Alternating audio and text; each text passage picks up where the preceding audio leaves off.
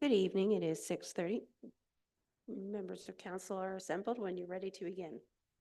Thank you, Don. Good evening, everyone. I'd like to call to order this regular council meeting of the Council of the Town of Saugeen Shores. I welcome all members and everyone in the room and everyone via the live stream. Glad everybody's with us. Second item on the agenda is the land acknowledgement, and the deputy mayor has that. Thank you. We acknowledge that we are meeting on the traditional lands and treaty territory of the Saugeen Ojibwe Nation, which consists of the Chippewas of Saugeen and the Chippewas of Nawash unceded First Nation. We understand this land holds immense significance to the people of Saugeen Ojibwe Nation. We appreciate those who live and work alongside us today and who continue the traditions of their ancestors as stewards of the land we are privileged to inhabit. We thank them for the contributions they have made in both caring for the land and in shaping this community. We commit to truth and reconciliation, to acknowledging the truth about what happened to Indigenous peoples because of colonization, and to reconciliation, which begins with each and every one of us.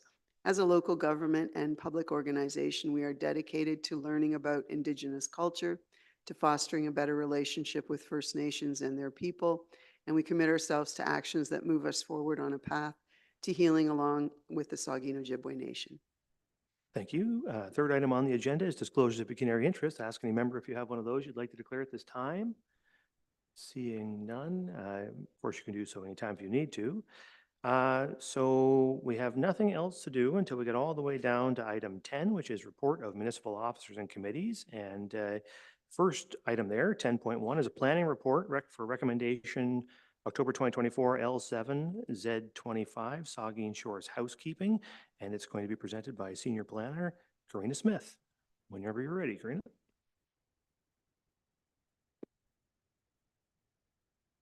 Thank you. Good evening, councils. So I am before you today just presenting on a local official plan amendment and a zoning bylaw amendment. Both of these items were before council earlier this year.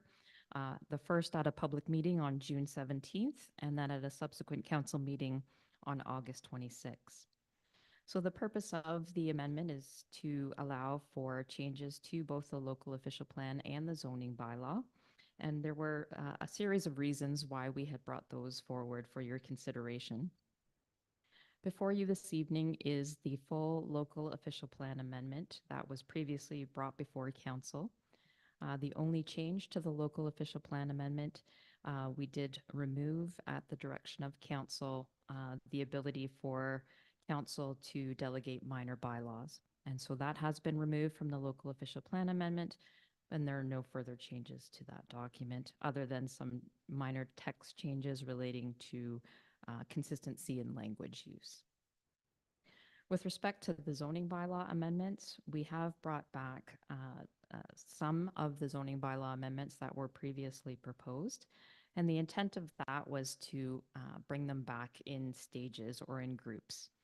The priority for staff in conversation with the team was to bring back those zoning bylaw amendments that would facilitate intensification and diversification of housing and allowing up to 4 residential units per residential lot. Now, there were other amendments in the zoning bylaw that also needed to be brought forward at the same time of those changes. And that was because of changes to the definitions, changes to some of the terminology, or where another zoning bylaw may reference that particular change. The other change to the zoning bylaw was to allow for changes in terminology, such as the use of dwelling instead of building. And it was also to introduce new definitions like triplex and fourplex, which would then allow for up to 4 residential units and flexibility of what those units could look like. So you could have a single family home on the property with 1, 2, or 3 additional residential units, or you could build a purpose-built fourplex on a property. It just allows for further flexibility in building and design on a particular site. The other change that was brought forward with the zoning bylaw was the inclusion of the holding provision for archaeological purposes. We do use that quite often when we're looking to apply a hold to a property that does fall within an area of high archaeological potential, but that where should development occur in the future, such that there's no development being proposed right now, but should development be proposed in the future, that that assessment would be completed before the holding provision is lifted. The only changes to the amendments that were previously presented to this council was a review of the density provisions as well. We did receive feedback from the development community, including some developers and their consultants, with respect to the minimum densities and how those densities would be applied across the various zones. So we did change the minimum density across the municipality to be consistent with the county official plan, which is a minimum of 15 units per gross hectare. That is your current minimum in your local official plan as well. And we also still did move forward with removing the cap on high density residential development, but facilitated some changes to the language between low density and high density. So the distinguishing factor between low density and high density: low density is anything where there's 4 units or less on a property, and for medium density, it would be considered where there is anything more than 4 units per lot. As it relates to additional changes that were made to the amendments from the time that they were last presented to council, in response to comments that we had received from the development community, we did make changes to the zone provisions and the regulations relating to the residential first density zone and the residential second density zone in terms of the minimum lot area and frontage and some of the other regulations to allow for 4 residential units on a property. We did circulate those changes in draft to those consultants and developers who had provided comment. We did receive response back from MHBC, who was representing Southampton Landing. They are satisfied with those changes and have no further concerns with the amendments that are before you today. We also did receive a comment back from Barry's Construction, also indicating that they were satisfied with the changes that are before you this evening. In terms of dividing out the zoning bylaw amendments, so again, we were looking to bring those back in phases. So this first phase does facilitate those matters that I just discussed. The later phase would bring back the other amendments to the zoning bylaw. And so they did include changes to the agricultural zones and some of the definitions and provisions relating to that. It did also relate to some of the other parking provisions that had been discussed and were comments were raised, and that would be with respect to anything above and beyond a residential development that has more than 4 residential units on a property. So for example, an apartment building, those parking provisions are not before you this evening. There were other changes to the parking provisions relating to retail and other land uses that are also being reviewed by staff, and we will bring those back at a later date. And some of the other changes related to the introduction of residential uses in a commercial recreation zone, in the highway commercial zone. And there were some other zoning bylaw amendments that are not before you today, but we wanted to bring back in kind of the next phase for your consideration. So we're looking to do that ideally before the end of the year. So the next steps would be for council to consider the local official plan amendment. If it is approved this evening, that plan would then be forwarded to the county for approval before it is in full force and effect. And the zoning bylaw, if it is approved tonight by council, would come into force and effect after the local official plan is approved and is in full force and effect by the county. So that's my presentation. Thank you. Thank you. So there is a recommendation that council adopt bylaw 81, 2024 for local official plan amendment L 2024-007, Saugeen Shores, and that it be forwarded to Bruce County for approval. And the council approves zoning bylaw amendment Z 2024-025, Saugeen Shores, and bylaw 82, 2024. I just wanted to make a comment right off the bat. I had expressed to staff before the meeting a bit of discomfort with the approach that's been taken to this. As everyone will recall, back on August 26th, council considered this recommendation or a recommendation about all of these amendments and made 2 amendments to that recommendation. One to do with bicycle parking and another to do, one was to the zoning bylaw to do with bicycle parking, the other to the official plan to do with the ability to delegate the passage of minor bylaws. Following which council deferred passage of the resolution. And so, you know, in my conception, a deferral means that council picks it back up as it left it when it deferred it, but we're getting it back in a substantially altered form here today, which is unusual.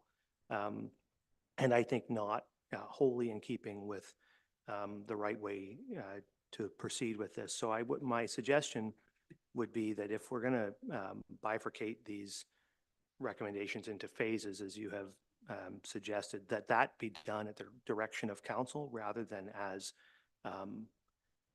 just be done by staff without council's direction. So I would like, as council considers this recommendation, in order to bring this into what I would perceive to be proper order, for council to consider an additional element to the recommendation directing staff to bring back all of the zoning bylaw amendments recommended as of August 26, 2024 in phases in the manner that has been recommended by staff in this report.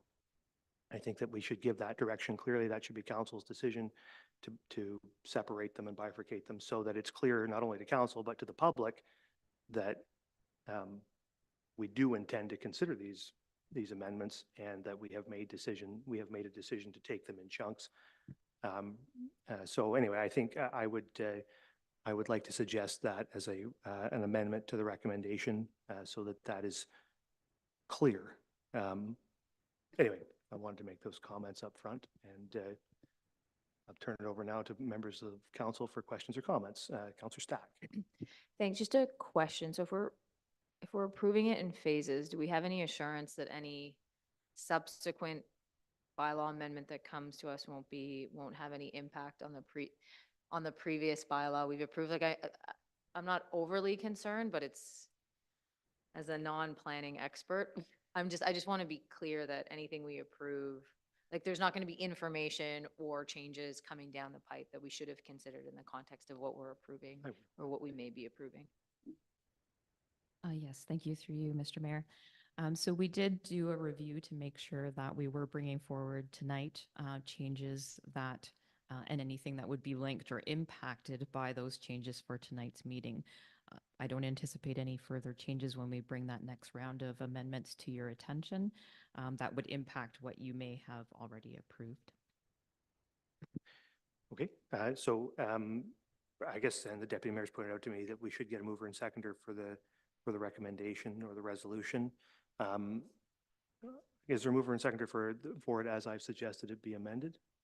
Councillor Halpin, do you move it? Moved by Councillor Halpin. Is there a seconder? Councillor Grace. All right. So the resolution is on the table. Do you and the clerk, you have that amendment or you have clarity on how I amend it? Through you, Mayor Charbonneau, the actual recommendation was not on the floor yet.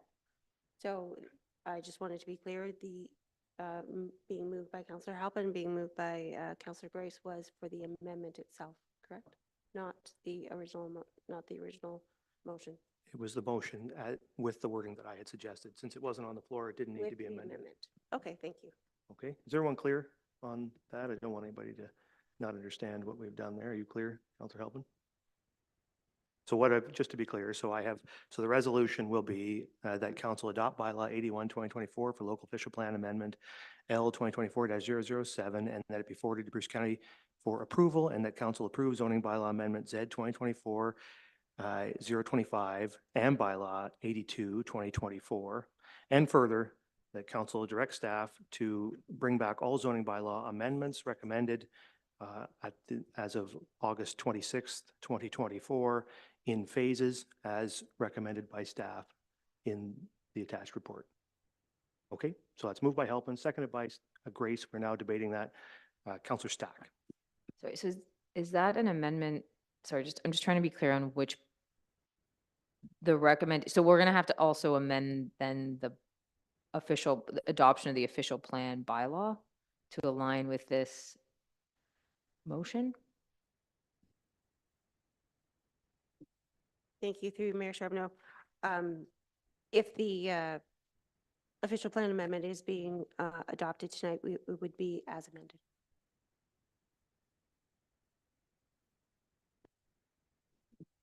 Yeah, we're considering it, these amendments, we're considering it as it's being presented to staff, by staff to us tonight. And we're also directing that staff return with all of those recommended changes in phases. Okay.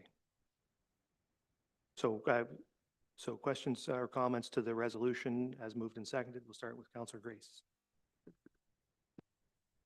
Thank you, Mr. Mayor.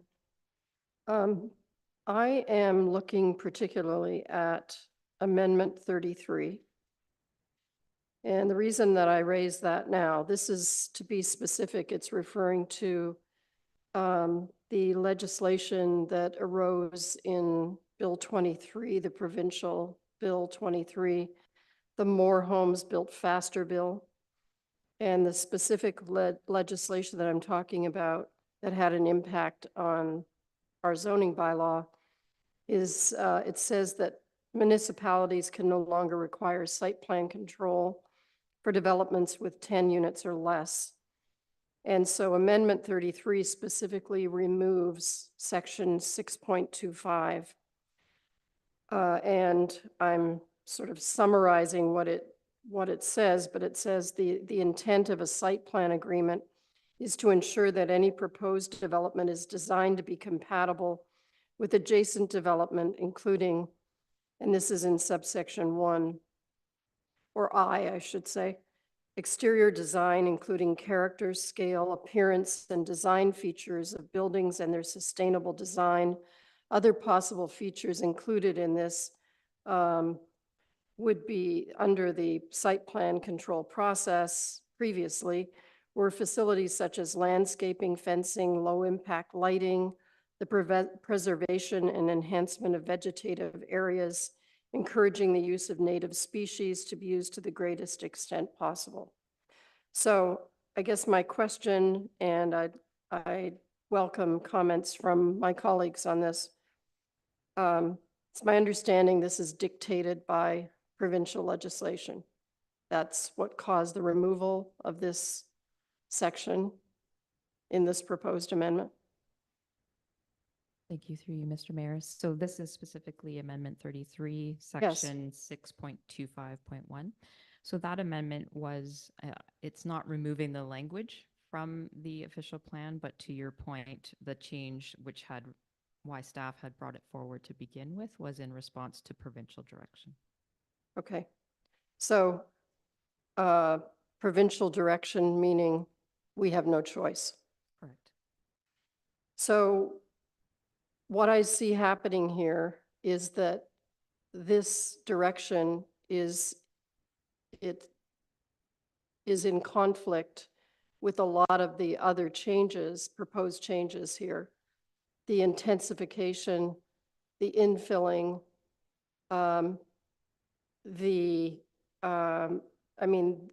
infill projects. I understand that. There are a lot of good things about it, limiting sprawl, making use of existing services, providing easier access for residents, putting them closer to the downtowns, that kind of thing. But what this does, in my mind, is that it really ties our hands in terms of one of our goals consistently, which is to preserve the character, the small town character of our neighborhoods and our community ultimately. Because, I mean, I've seen several examples in the last couple of weeks talking to residents who are concerned about this, and I'm trying to explain to them that our hands are legally tied, I believe. Now, here's the question. One of these residents contacted our member of parliament in provincial parliament, and she said that we still do retain, the member of parliament, Ms. Thompson, said we still retain the ability to have influence on that's not true, that this is not coming from Bill 23. I know you're not responsible for that, but I guess my question is, first of all, do we still retain some kind of way to encourage? Can we be doing something else to encourage developers to respect those design guidelines that we have in place? And if there isn't, and if our council believes, as I do, that we shouldn't just sit here and take it, that we should voice some sort of objection, even if it is being imposed upon us. I think it's important for the provincial government to hear that we as a municipality are not happy with this direction. Yes, thank you through you, Mr. Mayor. So the town still has the ability to utilize its development guidelines, certainly through pre-consultation when staff, town staff and county staff meet with proponents. We refer to those guidelines, and we certainly encourage proponents to utilize those guidelines, particularly if they do have a planning application associated with it, because then we have some tools and mechanisms to ensure certain things are brought forward. On developments that are under a certain unit size for residential development purposes, they would not be subject to site plan control, which is where a lot of that could be brought forward. And so with those proposals that are under a certain size, it's an encouraging, you still have the policies, you still have the guidelines. Those are all still great tools for the community to have and to refer to. And to speak to proponents who are bringing forward proposals to say, this is our vision for the community. Here is what we would like you to bring forward. But in terms of the site plan control tool to bring that forward and to utilize for developments under a certain size, that ability is no longer available.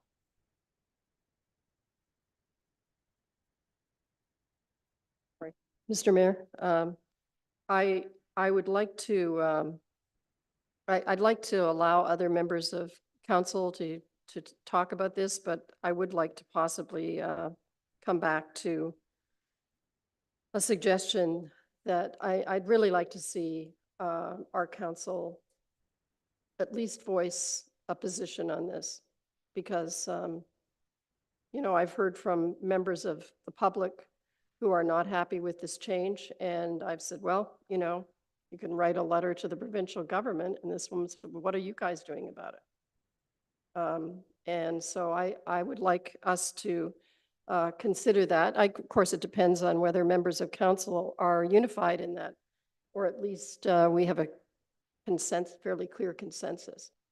So at this point, though, I can wait until we get later on in the discussion. I would just as a point of clarity, I guess, I think council has expressed views on that legislation in the past. I think we'd have to go back and see what views, what resolutions we have passed. But I think as those bills were passing the House several months ago, or even more than a year ago, council was certainly expressing opinions on some of those pieces of legislation. So whether it got specifically to site plan control or not, I don't recall exactly, but I think we would want to certainly review what our previous positions have been on it. But we'll have some debate on it. Councillor Stack and then the Deputy Mayor. Thanks. So just maybe, I think my concern, and I'll leave the issue of whether we want to express a specific position. I think my concern when I read the materials, I think we're not being precise to Councillor Grace's statement. I think we're not being precise enough. So when you say we no longer have site plan control, I think what we need to have clarity, and I would like to see it in a preamble to one of the reports or somewhere, to say we have no legally enforceable means by which we can legislate at a bylaw level certain restrictions on what developers can do. Because I think what's going to end up happening, regardless of what we do here, is people are going to say that we have not taken a firm enough position. We as a council are not doing what they ask in terms of how we develop the lands. And I have a position on, you know, I'm more pro densification, but I do take issue with, you know, I have concerns about our inability to provide any governance around how that intensification can be done. And I think what we're lacking clarity for the average person is, yes, we have these tools, but they aren't enforceable. And I think that's what's missing in the discussion is, yes, we have these guidelines. We've talked about all the different planning and guidelines we have, but I think there's a lack of understanding from the public that yes, we can provide these guidelines, but we can't force a developer to comply with them. And if they challenge them, we will lose at the appropriate administrative board. And I think that's the piece and the concern I have is that people are just going to lack an understanding of what we can do. And we're just not being clear enough somewhere in this documentation about the limitations on our ability, on our powers. It's more of a statement than a question. Sure. The deputy mayor has a comment. Did you have something to say to that, manager of development services, or? Well, if you permit, the previous conversation was about, we've commented in the past, I was able to confirm from November of 22, we did object to those specific changes to the legislation. The legislation being removal of the right to regulate residential developments of 10 fewer units or less, and we expressed with analysis why that was not something we supported. So the deputy mayor? Thank you, and through you, just to follow up on what both Councillor Grace and Councillor Stack have said. I went looking today for this PPS information that seems to be the be all and the end all in terms of suggesting what we have to do. And I was very surprised to learn that the most recent Ontario PPS took effect yesterday. That was the magic day. Anyway, and reading that document, I wasn't clear on why we were doing some things, because it does seem to enable targets based on local conditions and that sort of thing. And it talks about affordable, accessible, and equitable housing. And it gave us, or gives municipalities, the ability to identify and focus strategic growth areas, and then to then further identify the type and scale of development in those strategic growth areas. But there was also, in terms of density, it talked about minimum target, I wrote it down, minimum targets for housing that is affordable to low and moderate income households. I couldn't find anywhere where it was telling me that we had to, in particular with one of the density questions we have before us, take something, it's the medium density category, take something that was showing as 40 units per hectare, I've missed a word on there, sorry, and then bump that up to 90. Like, it's more than double. And you know, I understand that we've removed any kind of percentage figure or figure per hectare from the high density, but I don't know why we didn't have a discussion beyond, well, the PPS tells us, you know, that we have to do this.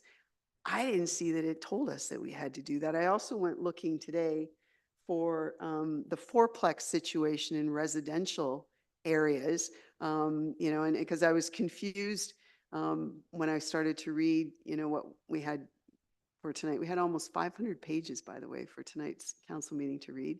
But the use of residential, so there's changes associated with residential zones. And I'm like, well, wait, is there still R1, R2, R3 things? And I think there is, but there's a confusion that I have still with some of that.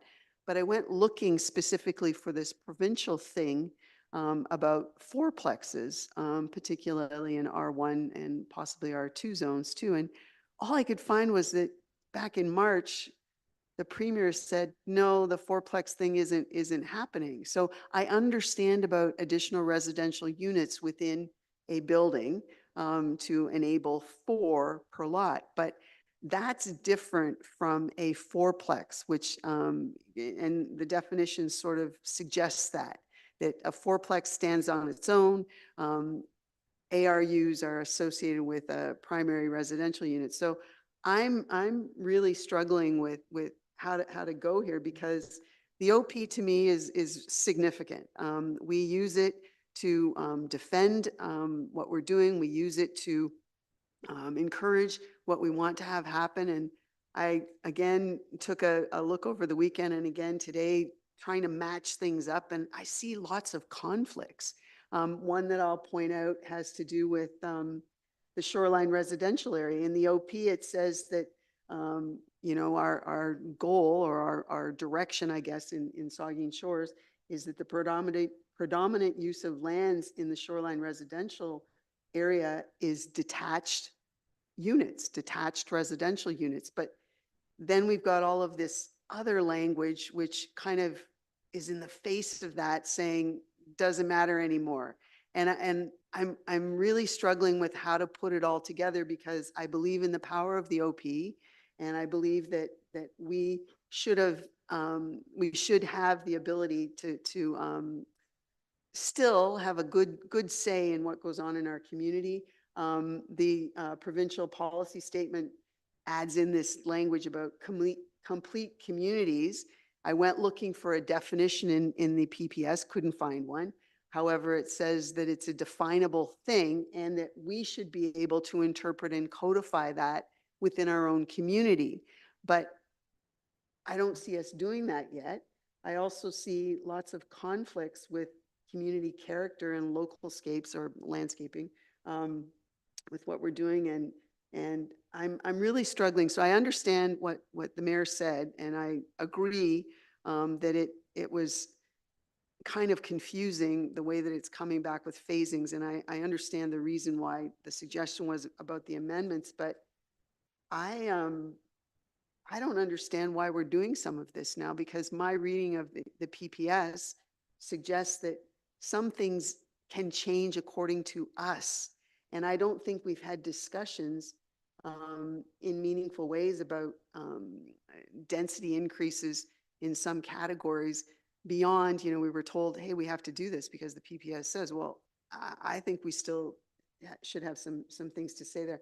I have lots of comments and questions here, and just wanted to ask some things to make sure that the public understood some of the way that the language is, about residential associated with recreational things. That's not our parks, but if you just read it, it's the way that it's worded, it begs the question of, what is and isn't included in here. And I know you can delve deeper into it, but, even the additional residential units may be subject to municipal registration, but we've not gone that route. But maybe that should be lumped in with a short-term residential situation. And our material still talks about temporary use bylaws for ARUs and accessory buildings, but then I look at up to 3 ARUs within a principal building per lot. But then we've got these, I'm very confused by this. However, I'm not confused because I'm not paying attention. I'm confused because I have paid attention over 4 terms of council, and I understand the significance of all of this. And I honestly don't know how to vote tonight because I think we're making, we have a question before us that basically will influence development in our community and influence growth and change. And I'm not afraid of that, but it worries me that we were, even tonight it was said that developers submitted something. So an amendment was made based on what a developer said, but the public has really been absent from a lot of this. I know there was one meeting, but the public should still have something to say about what goes on in their neighborhood. And I'm hearing more and more about, and I'm sorry to editorialize here, but I'm hearing more and more about people putting their properties up for sale to get away from something, and then to only find out that where they're interested in moving to, that the same potential is there. We have a community that was built and invested in by people who wanted it to, kind of not wanted it, but it was the way that it was when they came here. And I don't think we're being fair to them by just saying, without putting up a bit of a fight, that we're just okay with letting anything and everything happen pretty much everywhere. Because I don't think we are. But I understand the fear about, having to appeal something to the Ontario Land Tribunal, or I know it's not called that anymore, the provincial body. But I think the province has said we still can have something to say. I guess I'm just not confident we're still saying it. And for that reason, I'm conflicted. So there's no question in there except to say the PPS came into play yesterday, and does it still let us have something to say? Does it let us quantify and codify stuff in our own community? We're not in that on the appendix with the fastest growing places in the province. Those are all cities, as far as I could tell. So, do we still have anything to say about this? That's, I guess, my Yeah, the question. planner. Yes, thank you through you, Mr. Mayor. So I'll try to tackle some of the questions and comments that have been brought up. So in terms of the introduction of 4 residential units per lot, so the province had come back and said you can have 3 units on a property. The town has taken that initiative to say we're looking at 4, and that may be a single detached home with an ARU or 2 ARUs or 3 ARUs. What we tried to do is incorporate flexibility in terms of what type of building type could they have, how would that be laid out on a site, what would be the minimum lot area requirements for that, and the setbacks. So before you today, in terms of the residential 1 and residential 2 zones, we're not proposing any changes in terms of setbacks. So building massing, setbacks, what you would need to provide in terms of landscape open space on the property, those provisions all still come into effect and are still there unchanged. The intent is just to allow for options on a lot should someone want to introduce additional units on that property. In terms of the changes to the density, we were trying to balance what was in the official plan in terms of minimum and maximum, and that was across the low, medium, and high density. Where we were seeing a lot of amendments coming forward was with respect to the high density category, and that was currently it reads at 90 units per hectare. Many municipal official plans don't put a cap on the maximum density, and the reason for that is they allow the zoning bylaw provisions to dictate what and how many units can happen or occur or be built on a lot. So for example, if you had a parcel, you would still need to meet all the setback requirements, the height requirements, and basically it's up to that individual landowner to look at those zoning bylaw provisions and say, if I wanted to put 4 units on here, can I make it fit with the setbacks, the height, the parking requirements, the driveway entrance requirements? If they can't, then they certainly can come forward with a site-specific application to amend those. But the direction right now is we were looking to introduce additional units and opportunities for additional units and to facilitate that without having substantial changes to the zoning setbacks, heights, and everything else at this point in time. So the introduction of additional density, if you were to put 4 units on a 450 square meter lot, as an example, the density on that lot would put you into a medium or a medium category. And so we needed to look at what do we have as our caps or our low difference between the low and the medium. So we have a minimum requirement of any new development needs to have a minimum of 15 units per hectare. And then the cap for the medium, low and medium is 90 units per hectare. And that allows for that flexibility depending on the location in the community. As it relates to the shoreline residential area, the R1 zone provisions apply to most of those areas. And there may be certain servicing constraints that would limit a person's ability to max out the 4 units per lot. There are provisions in the zoning bylaw that says if you only have partial servicing, you can have only a certain number of lots or units on a lot, and that you would also need to provide, if you didn't have private septic, or if you had private septic, you would need to provide the necessary studies to demonstrate that you can accommodate those units on the lot and not have adverse effects to groundwater or your neighbor's wells and things like that. So the intent was really to allow for a moderate intensification, but we did need to look at the densities to make sure that they would align and that someone wouldn't have to come back in with a local plan amendment if they simply wanted to put 4 units on a lot that was fully serviced and they could meet all the setback and height requirements. Okay, the Deputy Mayor. If I can just get you to clarify a couple things that you said. Did you say that what is as of right in the province is 3 residential units per lot, but we're going with 4. Is that what you said initially? Yes, that's correct. Okay, so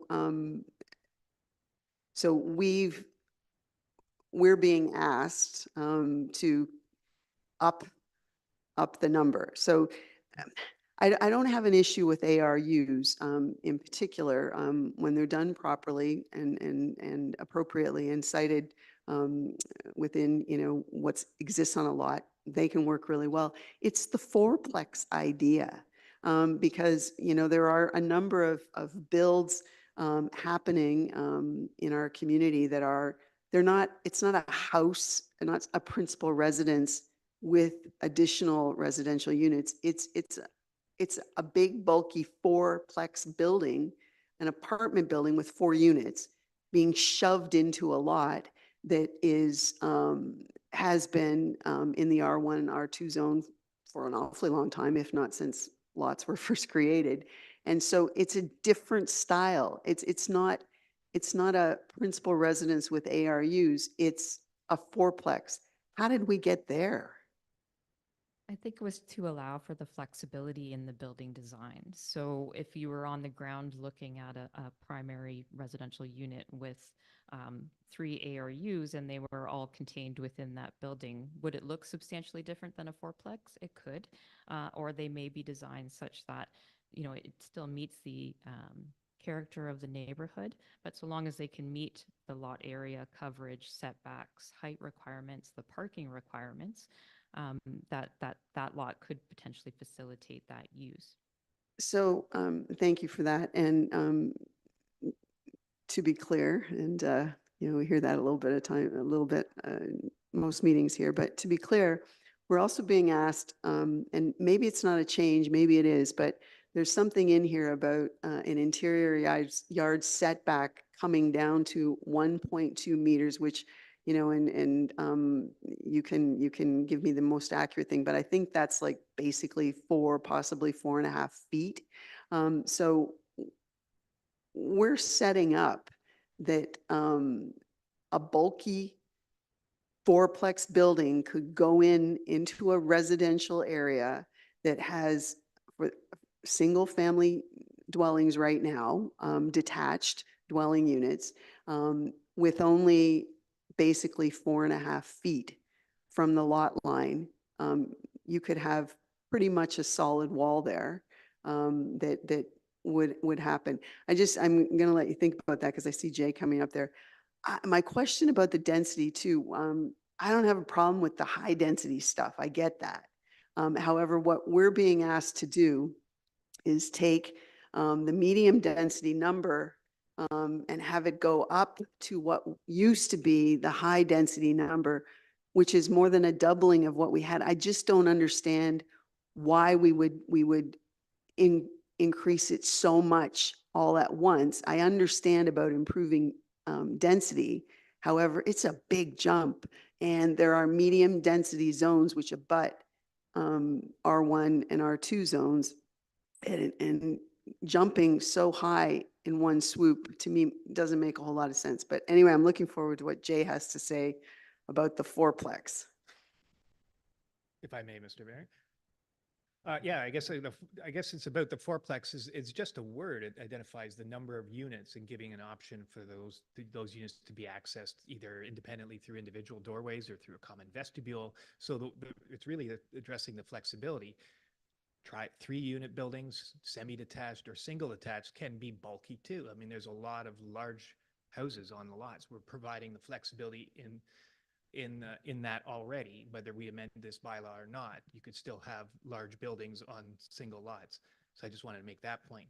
But if I may, Mayor, just address the density as well, is that another part of the plan that we're not changing is that to get the high density, other than avoiding amendments to the plan, we're still addressing the design characteristics of that requirement that they've got to have for high density demonstrate, I think, access to collector and arterial roads, so they can't be on the shore, for example, unless the shore had a collector road along it. But so, for example, that's why we've seen the developments that are high density are on Waterloo Street, which is a collector road, or on Victoria, which is a collector, et cetera. These are the roads that we've identified through the existing plan policies that aren't being proposed to change. That's why those locations are part of the design. So. I'll leave this. I was never saying that high density would be in the shoreline residential. I was saying that what would be potentially possible there would be these bulky, blocky looking fourplex buildings when the encouragement in our OP is to have detached buildings there. But I'll let others come in with comments now. Thank you. Okay, thank you. Are there further questions or comments? Councillor Halpin? Thank you, Mayor, and through you. Most of the things I was going to bring up have been addressed, but I am, I remember the Ford government at one time saying, yeah, you can have a fourplex on any lot, and then they backed it off to 3, correct? So I think that's one thing for council to consider. Do we want to just go with the provincial policy statement, or do we want to up it? And I think there's sometimes I wonder what we're going to have left that we can decide with all the changes from the provincial policy statement. Like our hands are increasingly tied. And I understand we have the community permit system, which gives guidelines and everything and encourages. And I will say, for the most part, I have found that developers are honoring our system. But yes, increasingly our hands are tied. And I think this is one choice this council could make. Do we stick with 3 or do we up it to 4? Thank you. I see Jay coming up there. Looks like the manager of development services is back. He's back again. Well, I was really, I had forgotten to mention, if I may be permitted to identify that another of the reasons why we're so focused on intensification and the 4 units right now is because as part of, it's really a national question, is that there's many communities in Canada that treat 4 units as of right. They all have their own design considerations. They all try to fit into those communities. They're not just big cities. The federal funding accelerator fund is dependent on communities having a 4-unit zoning bylaw. Yeah, I might comment to that discussion. I think, though I appreciate what the deputy mayor is saying, I think that talking about these 4-plex or however many plexes, as though they're big and bulky and blocky, I think is not really aligned with what's actually happening, right? Because regardless of how many units are in the building has to be contained within the envelope that's permitted, right? It can only be so tall, it can only be so wide, it has to have a certain frontage, it has to have a certain side yard, it can't get beyond that. So whether it's 1 unit or 4 or 10 or 25, even though those things won't be permitted, but it still can only be so big a building. So as I think the manager of development services put it, and I think he's right, like lots of people are building big, bulky, blocky, single family homes, great big suckers, right, around town, which buildings of that size could easily have 4 units in them. I think some of the ones I see at least are huge, and they could easily be a 4-unit building, and they would be no different than single family homes up and down the street. So what we're saying is we're going to give people the flexibility to have 4 units inside a building that would fit in on any residential street in this town, or at least would be allowed on any residential street in this town. And I think we need to do that because we need to, and I've talked to people who are trying to build these units and trying to build them at more affordable rates, and they say that extra unit makes a big difference in terms of affordability. You add the 4th unit, the price per unit can come down a fair bit from if you only have 3 units. And that's an important thing. So I don't think it changes the character of the community at all because the building's the building. I mean, the building is the height and mass that it is. It's just a question of how many people live in it. And in the end, we need more people living in these great big R1 areas because we need to increase that density at some level for affordability and also to make sure we don't sprawl all over Hell's Half Acre over the next 20 or 30 years. We're going to eat up all of our farmland and we're going to be cutting down trees. People don't want us cutting down trees in these woodlands. Well, if we don't get more people living on the developable land we already have, people are going to keep moving to town. Nobody's going to stop that. You know, it's happening.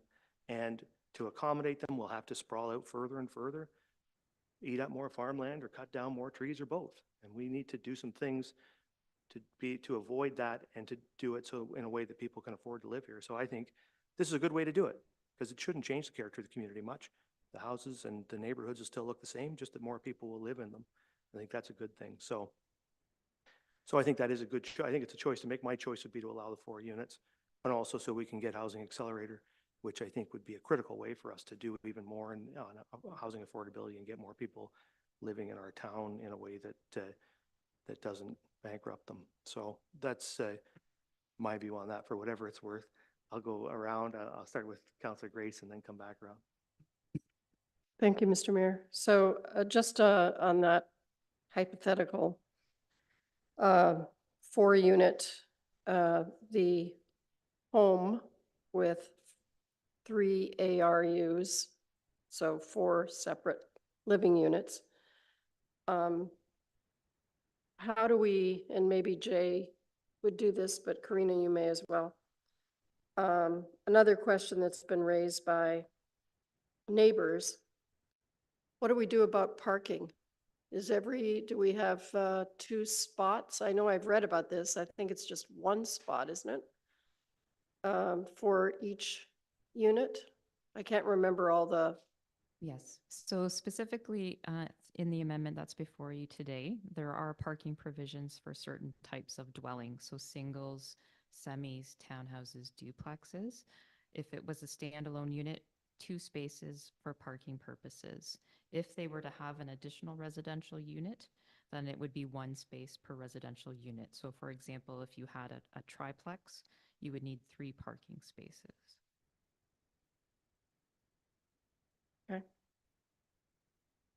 Well, to go back, Mr. Mayor, to my original point about, I understand, and thank you, Jay, for reminding me about the fact that we did express concern about the lack of, or the changes to the site plan control agreement.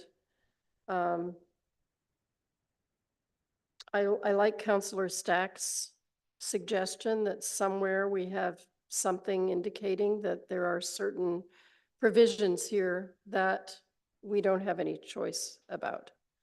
And I don't know how we work that wording in, but I think in plain language, not so much couched in more sort of planning legalese or whatever, but a statement indicating that some of the things we're tied to. Now, the question about the accelerator fund, that's something that we're applying for. So is that I believe, is that a condition of, would that endanger our application if we go to a 3, if we stick with the provincial level of 3 units? Yeah, the shortest answer is yes, it would endanger an application. There's 10 elements that are required to be done. We've done basically all of them except update our zoning.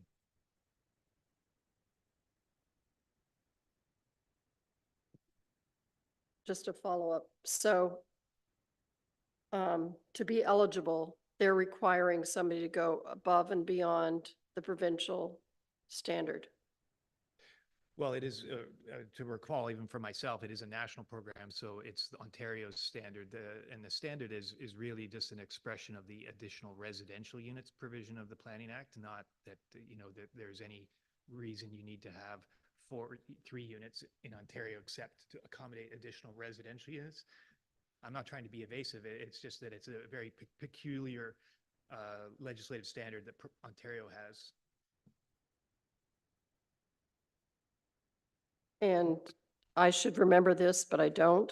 Do you know how much that grant would be? If we're successful, I guess I defer to the specific amount to Kristen, but it's about $3.5 million if we qualify. Thank you. Okay, we'll keep going down. Halpin and then Stack. Thank you, Mayor, and through you. Um, a comment is that I do appreciate that this has been broken down for us because it can be overwhelming looking at something as significant as this and making sure that you understand it and that you're making the best decision for the ratepayers. So personally, I appreciate this being broken up a little bit. I think it makes it much more understandable, and for those of the public, and I know there's people in the public that follow these things. I've heard a comment from someone that said the same thing. They said, oh, this is a little bit nicer to read and to understand and everything like that. So thank you for that. And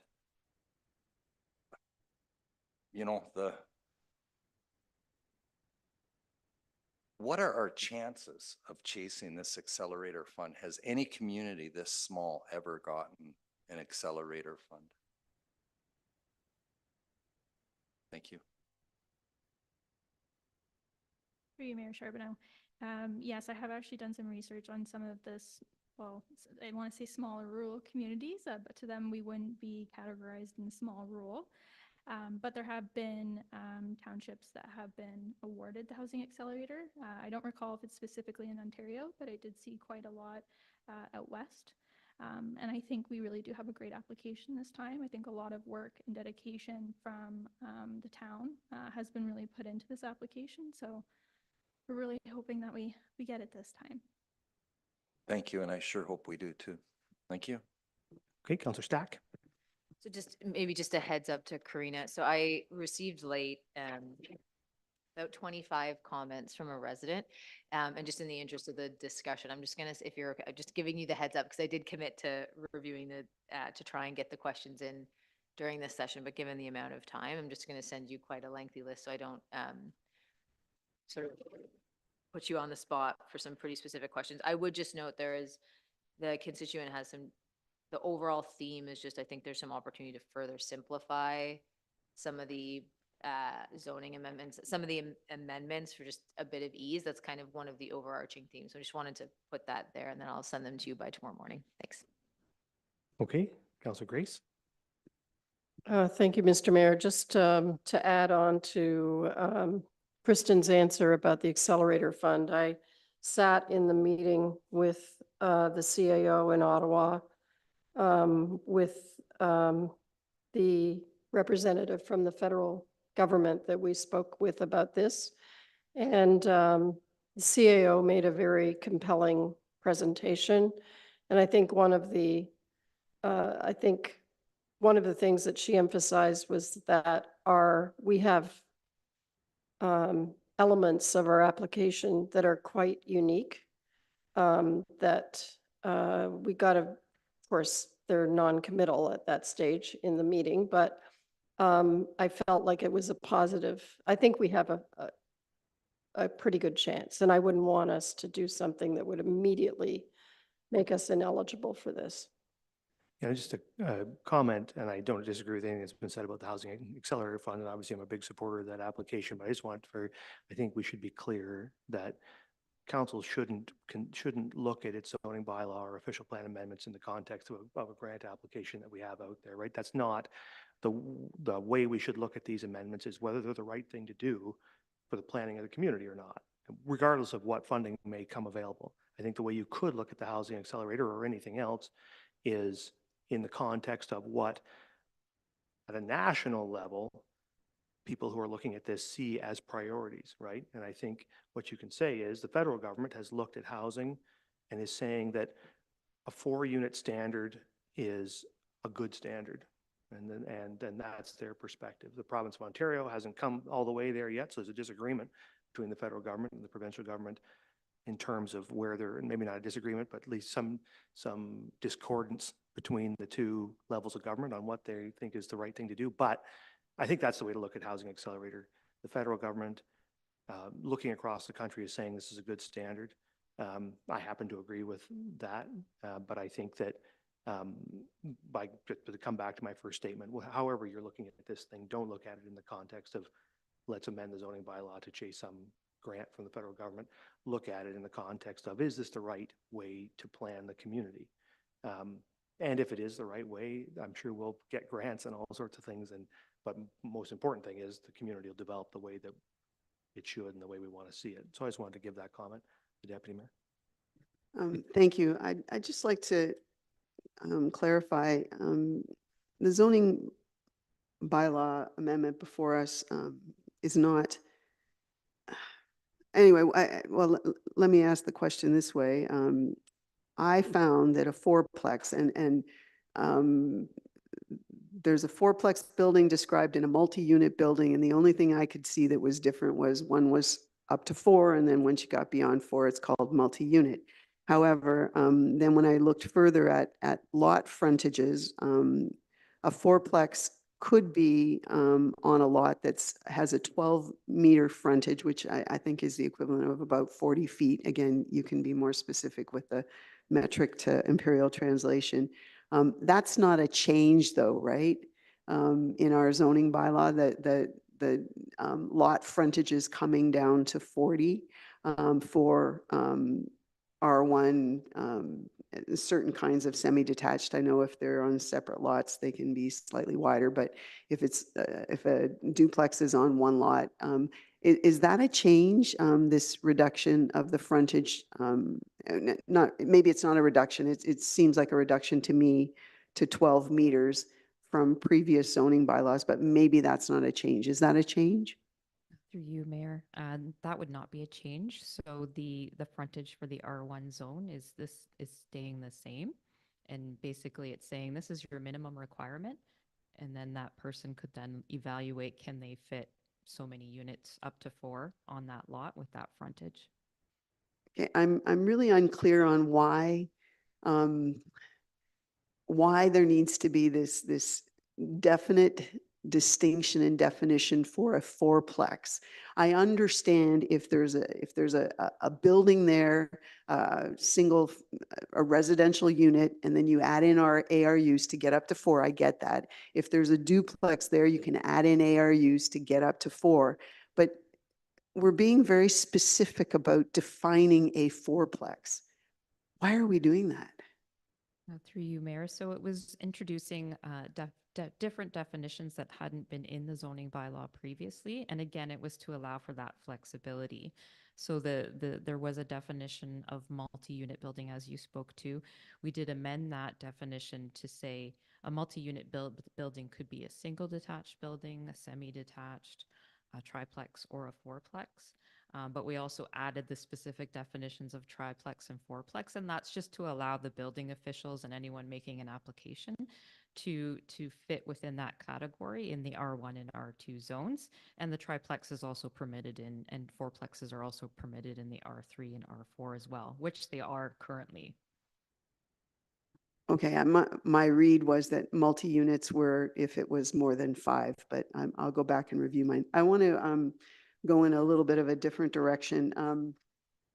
In the commercial core, and maybe this isn't a change, but it was in the OP, it was about encouraging a mix of residential and commercial activities in the commercial core. I think the intent there is to add residential, not to remove commercial. And this came up in a recent application we've had. I don't want, a residential and commercial mix will be encouraged, doesn't necessarily mean that it has to happen. And it certainly doesn't mean that complete residential without commercial is encouraged at all. And is, it's very, I think there is something here that's a change related to commercial core. And certainly encouraging a mix is something that I kind of agree with. However, I believe that the intent is to add gentle density increases associated with residential, not to remove commercial activity from the commercial zone at all. Am I right in my assessment of that? Through you, Mayor. So right now, the current official plan policy does allow for high-density residential development in the commercial core area. It doesn't necessarily have to be in association with the commercial use. So that policy currently exists, and the language about encouraging a commercial component is there to allow for options in terms of, is it a standalone residential building? Is it a mixed-use building? The intent of allowing high-density residential development in the core commercial, which is currently permitted, is to allow for users to be within a walkable distance of your commercial areas, therefore supporting your commercial uses in that area. What the policy is now doing is also introducing the medium density opportunity in the core commercial area as well, with that same language that it would be encouraged in association with the commercial use.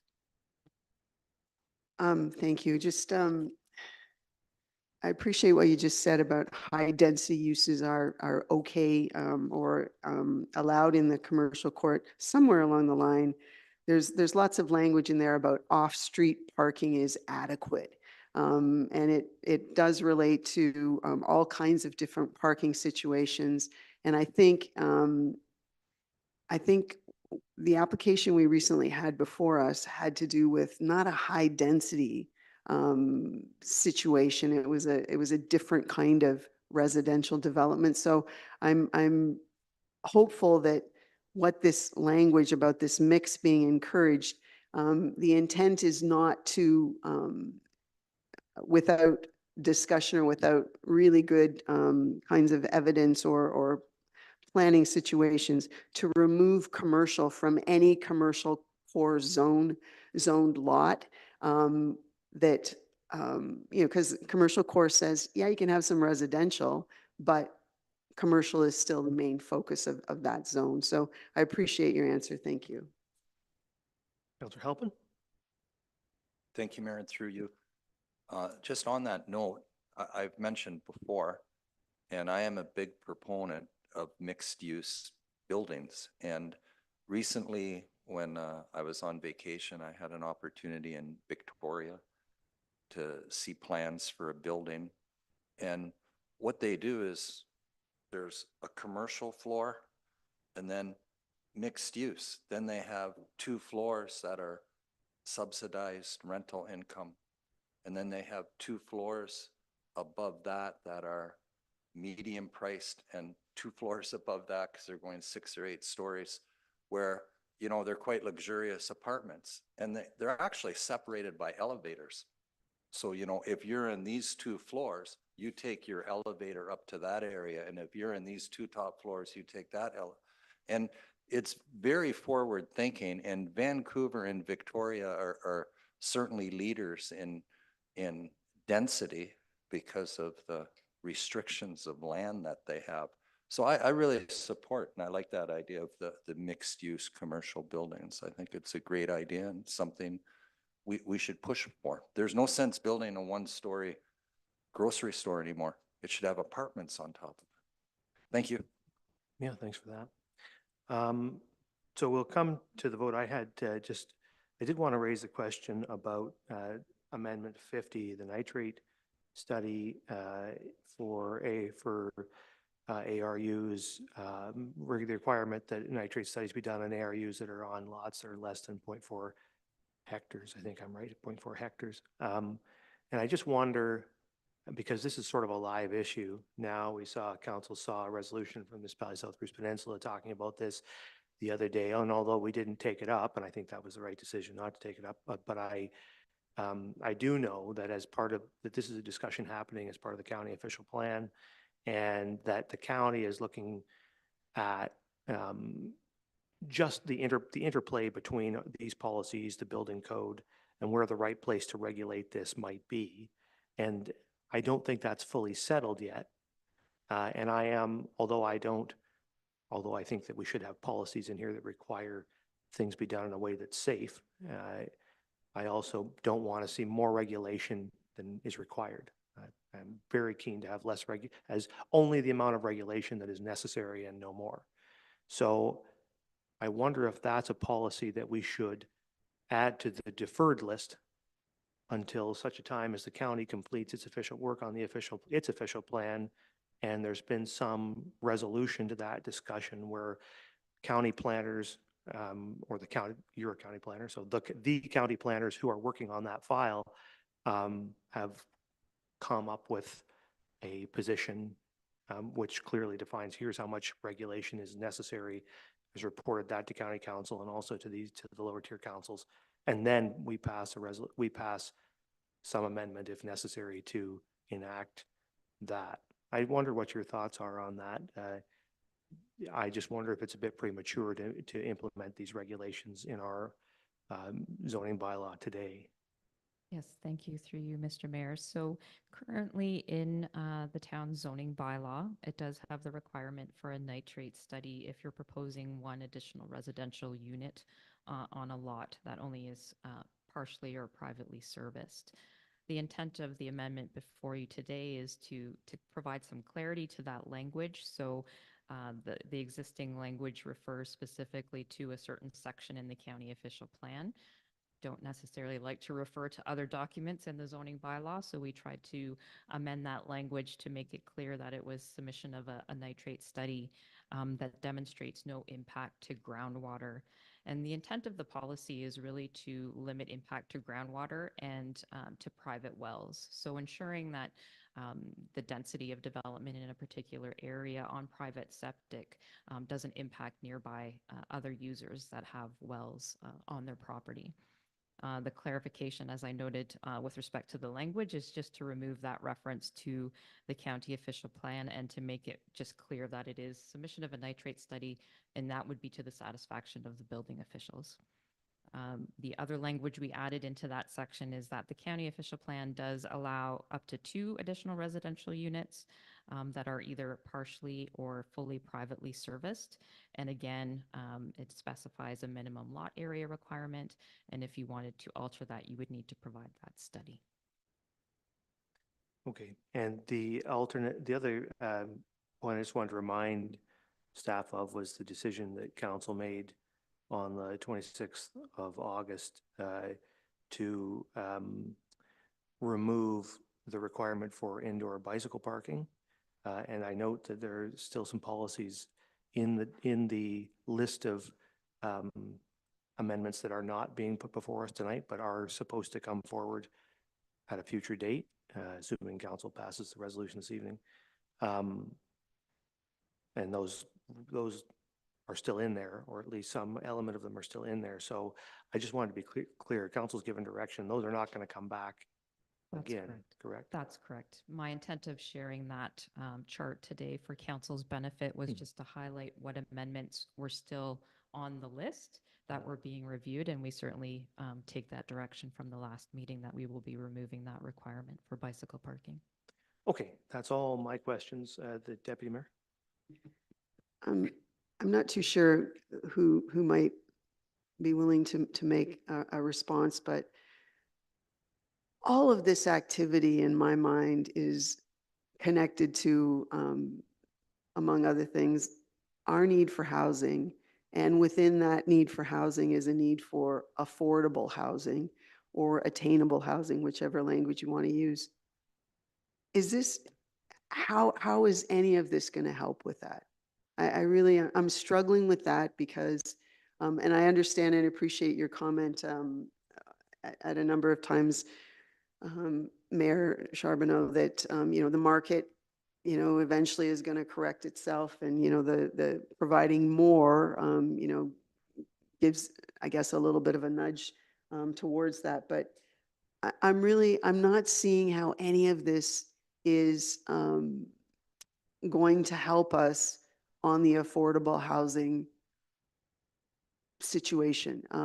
And I just, as somebody smarter than me who's I guess embedded in it a little bit more, because it might be part of your job, or you just read a lot more documents related to planning than I perhaps am able to. Are we doing anything here that's going to help? I'm really struggling with that. Yes, thank you through you, Mr. Mayor. So the intent, one of the overall arching intents is to allow for an increased density and increased flexibility in housing options. So allowing someone to put in an additional residential unit in their basement or to have an accessory building in their backyard. It's just allowing opportunities for more housing options. So you could introduce a fourplex if the lot is appropriate and has full servicing. Or you could introduce an additional residential unit that could be rented out at an affordable rate or an attainable rate, or it could be used for your family members for kind of generational living on the same property. So it's just introducing that flexibility to allow for different options, which the intent is to bring additional units on board and to hit some of those goals in terms of reaching attainable and affordable housing. Still, though, requiring that whoever is the owner of the accommodation has a say in what the rent is or that sort of thing. Also, another thing I'm struggling with is with all of these potential enhancements to, creating more options or providing opportunities for, additional residential units and that sort of thing. We've got minimum requirements in here and we've got goals about a certain percentage hitting a certain density kind of target. Is there assurance here to somebody who owns a lot in a historical R1 zone, so they own that lot? Is there assurance in here that they still can build what they would like to build, that they don't have to build more to hit a target because we're putting in minimum requirements or that a certain percentage of development or infilling density achievement has to happen in the built up area of the community?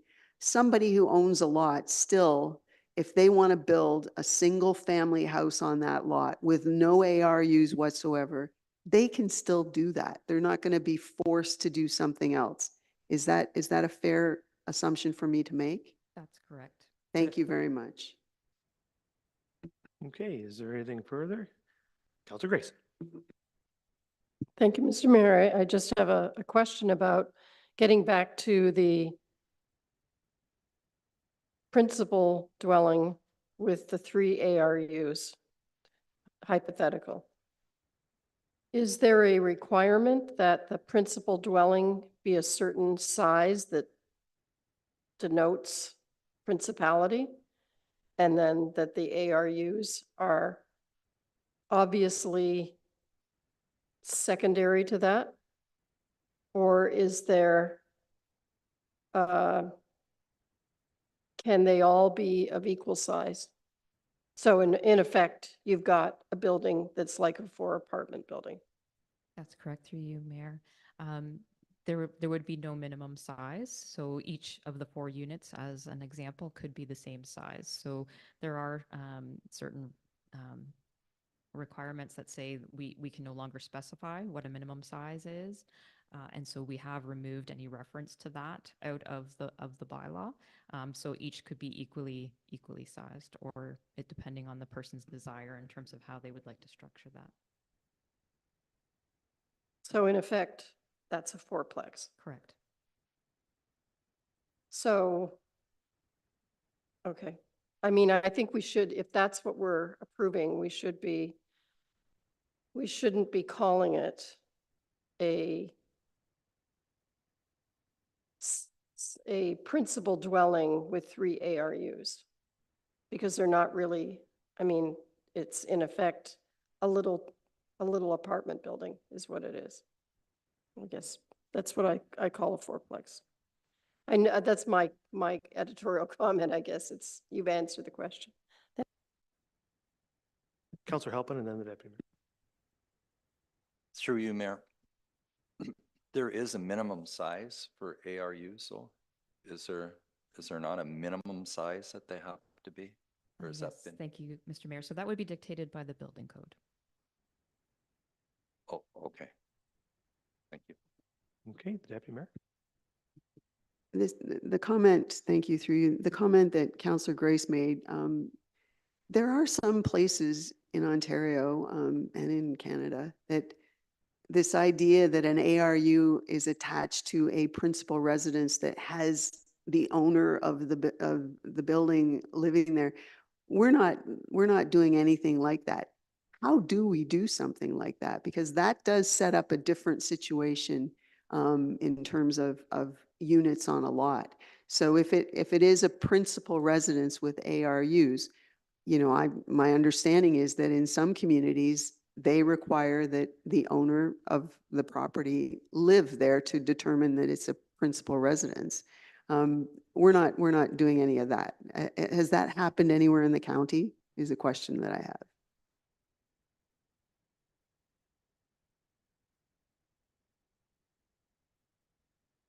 Through you, Mayor Charbonneau, I'm not familiar with any, or we're not proposing anything of those scenarios.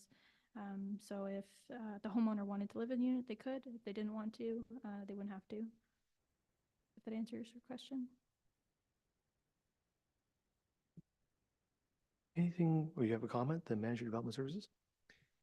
Yes, if I may, I guess this goes in, to me, that there's a context to the zoning. It's not the only tool that's used to regulate how construction or buildings are operated in town. Certainly when a homeowner or any owner of land chooses to rent out apartments, they have to get their water billing set up and they have to make sure there's enough flow. And so they may choose not to, and the way the fees, the flows, et cetera, are calculated based on whether they're the primary use or whether they're secondary. I think there's some provisions, well, not I think, there are provisions on how we understand the amount of flow we need to allocate, and the same goes for how much they end up having to pay for those services, pay for the water meters, pay for, and manage the unit. So there are other, I guess, ways in which, you know, the likelihood of these screens constructed anywhere, which goes to my other part, is that this is not done in isolation of all the other housing programs that we're trying to offer.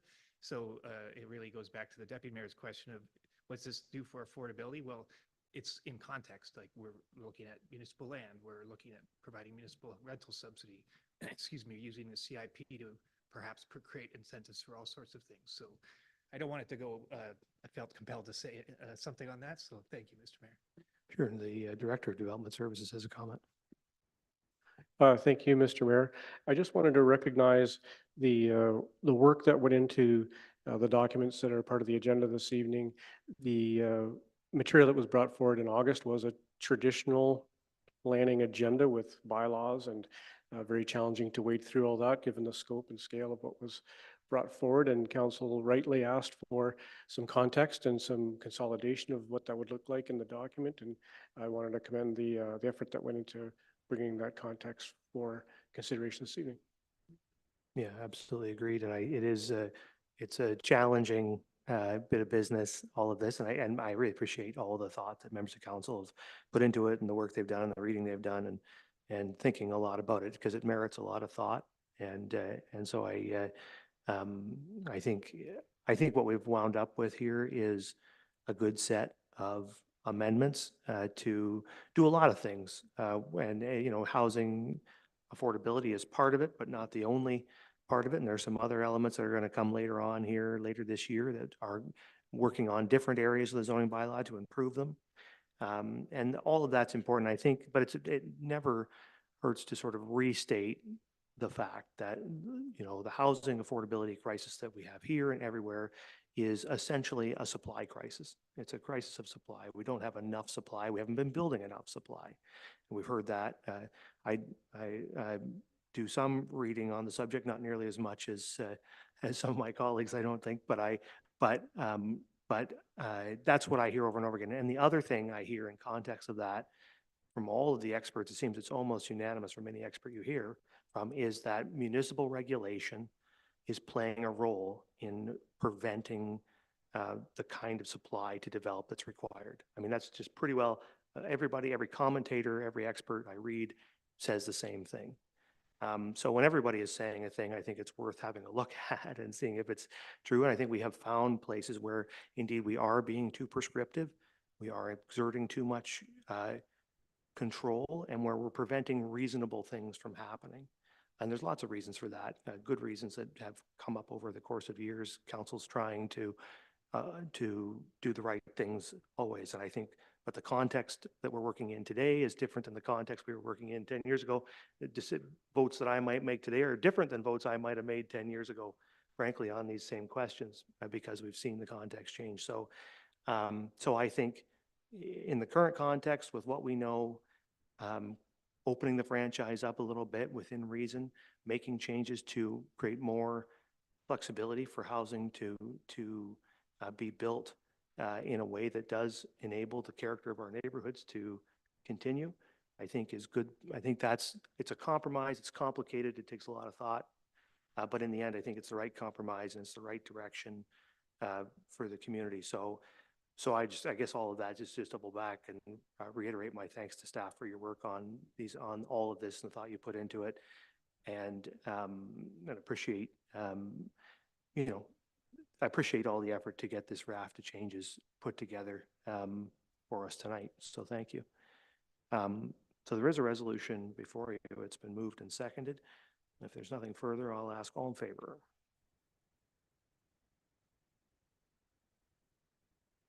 Vote. And opposed? That's carried. Okay, so now we're on to item 10.2, lifting holding on Kovac Lane. There's a resolution that council adopt bylaw 83, 2024, a bylaw to authorize the lifting of the holding provision on lots 21, 22, and part 20 West Gray, reference plan 3R4168, part 8 Southampton. There is a report there. It's pretty straightforward. Are there any questions or comments for the manager of development services on it? I don't see any. All in favor? That's carried. Next then is 10.3. There's no mover and seconder? Well, that's not a big deal, is it? I'm just kidding. Is there a mover and second? Moved by Stack, seconded by Halpin. All in favor? That is carried. Okay.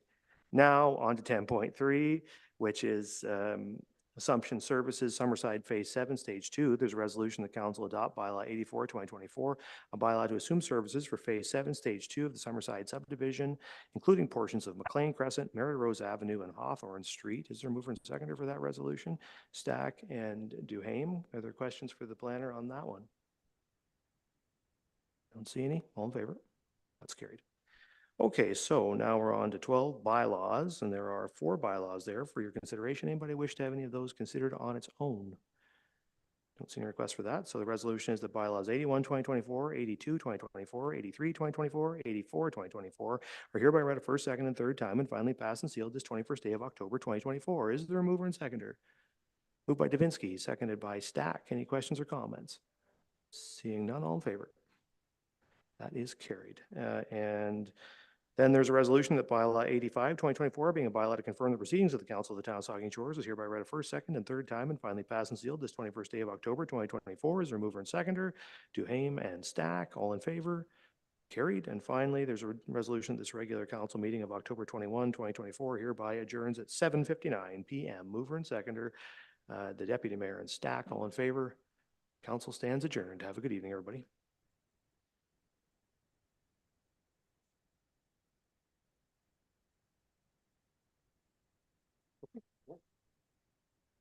Yeah, I told you I'd figure out a solution to that problem before it would be found.